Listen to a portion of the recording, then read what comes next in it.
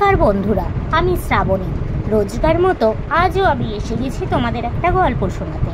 আমার এই চ্যানেলটিতে আমি তোমাদের রোজ বিভিন্ন ধরনের ছোট গল্প শোনাবার চেষ্টা করি।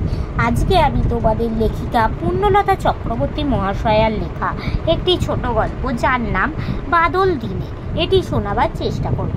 তো বন্ধুরা, আমি তোমাদের রিকোয়েস্ট করছি, প্লিজ তোমরা আমার বলা গল্পগুলো স্কিপ না করে গিয়ে পুরোটা শোনো। আমার চ্যানেলটা সাবস্ক্রাইব করো, ভালো লাগলে লাইক করো, কমেন্ট করো ও একটু শেয়ার করে দাও। আর এখনও অবধি যেসব বন্ধুরা আমার চ্যানেলটা সাবস্ক্রাইব করেছো তাদেরকে অনেক অনেক ধন্যবাদ জানালাম। আমি যেহেতু একজন শারীরিক প্রতিবন্ধী, নিজের প্রতিবন্ধকতাকে দূরে সরিয়ে নিজের পরিচয় তৈরি করার লক্ষ্যেই তোমাদের এই গল্প শোনানোর কাজটা শুরু করেছি। তোমরা যদি আমাকে সাহায্য বা সাপোর্ট করো তবেই আমি এই কাজে সফল হতে পারবো। তো চলো তোমাদের আজকের গল্পটা শোনাই। বাদল দিনে, লেখিকা পূর্ণলতা চক্রবর্তী মহাশয়া। সকালে চোখ মেলেই আবার চোখ বুজে ফেললো মিনা। উফ, আর পারা যায় না। সারা রাত ধরে বৃষ্টি হলো, তবুও এখনো টিপ টিপ টিপ। পাশে বসে বিনা গুনগুন করে গাইছিল, সকালবেলায় বাদল আধারে। মিনা ঠোঁট ফুলিয়ে বলল, এমন বিচ্ছিরি দিনেও তোর গান পায় দিদি? আমার তো কান্না পায়। বিনা হেসে বলল, তুই যে বাদলা দিন দু চোখে দেখতে পারিস না, তাই তোর কান্না পায়। আমি বাদল ভালোবাসি, তাই আমার গান পায়। নে, এখন উঠে মুখ ধুয়ে নে, চা খাবি চল। চা খেতে বসে ঝমঝম করে বৃষ্টি নামলো। ছোট ভাই নন্দ হাততালি দিয়ে বলল, বেশ মজা, আজ আর স্কুলে যেতে হবে না। আয় বৃষ্টি হে নে, বিস্কুট দেব নে। মিনা বলল, যা বৃষ্টি ঝরে যা, মাখন রুটি গরম চা। নন্দ, আয় মেঘ ঝেঁপে, দুধ দেব বেপে। মিনা, যারে মেঘ উড়ে যা, দেশ ছেড়ে দূরে যা। মেঘ যাই, মেঘ জল যাই হোক, বাবা ঠিক সময়ই অফিস যাবেন, তার অনেক কাজ। রাস্তায় জল জমেছে, ঝি রাঁধুনির দেখা নেই। মা তাড়াতাড়ি স্টোভে রান্না চাপালেন। নন্দ কেমন মজা করে বৃষ্টিতে স্নান করল। মিনার কাল একটু কাশি হয়েছিল বলে ভিজতে পেল না, তাই তার মনটা আরও খারাপ হয়ে গেল। মায়ের রান্না চমৎকার খিচুড়ি, আলু ভাজা, ডিম বড়া খেয়ে তবে মনটা তার ভালো হলো। দুপুরে মা শুয়ে বই পড়ছেন, বিনা সেলাই করছে, নন্দ কাগজের নৌকা বানিয়ে জলে ভাসাচ্ছে।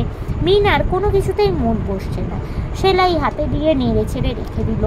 নন্দর পাশে বসে দু চারটা নৌকা ভাসিয়ে বলল, দূর ছাই বলে উঠে পড়ল।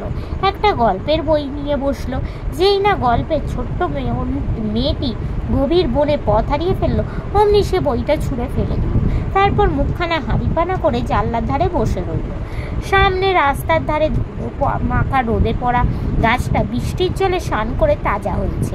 সবুজ পাতার মাঝে ফুটে আছে গোল গোল ফুরফুরে হলদে কদম ফুল। গাছতলায় কত ময়লা জমেছিল, সেসব এখন সবুজ ঘাসে ঢেকে গিয়েছে।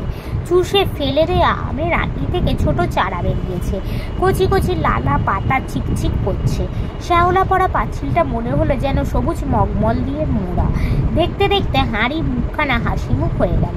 হঠাৎ খিলখিল করে হেসে উঠল মিনা। নন্দ ছুটে এলো। কি হলো ভাই ছর্দি? একটা ছোট্ট ছেলে সামনের রোয়াকে বসে কি যেন খাচ্ছিল। ওই বড় ছেলেটা তার হাত থেকে খাবারটা ছিনিয়ে নিয়ে পালাতে গিয়ে পা পিছলে হি হি হি। জানলা দিয়ে দেখে নন্দ হো হো করে হেসে উঠল। একেবারে কাদামাকা ভূত হয়ে গেছে ছেলেটা। বেশ হয়েছে, যেমন কর্ম তেমন ফল। বিকালে আবার কালো মেঘে আকাশ ছেয়ে গেল। বাদল মেঘ গুরু গুরু মাদল বাজলো। শুরু হলো ঝোড়ো হাওয়ার পাগলা নাচন। বৃষ্টি নামবার ঠিক আগেই বাবা বাড়ি ফিরলেন। ভিতরে ঢুকে বেশ লবণীয় একটা গন্ধ তার নাকে এলো, আর কানে এলো মিষ্টি একটা গানের সুর।